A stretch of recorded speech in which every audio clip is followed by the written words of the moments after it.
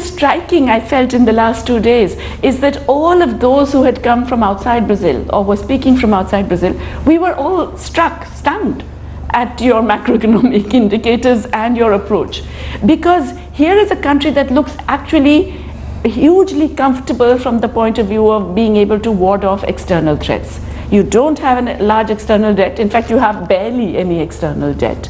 You have very large reserves. You have relatively low inflation, and you have a relatively low public debt to GDP ratio. You're in the bottom half of countries in terms of the public debt to GDP ratio. Yet you say, oh my goodness, we have to have a primary budget surplus. Why?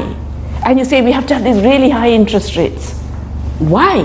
It doesn't make sense. This is a legacy from the 1980s, when you were running very large deficits and you had high inflation. It's a very different world. It's a very different context. At that time, it was worth trying to stabilize your budget.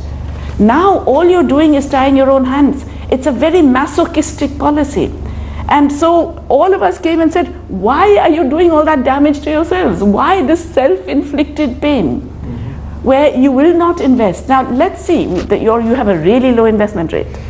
And a large part of that is because the public sector is barely investing. Because public investment crowds in private investment. It creates infrastructure, it provides amenities, it provides demand, it improves supply conditions. And that's well known now. I mean, everyone recognizes this. You have the space to do that.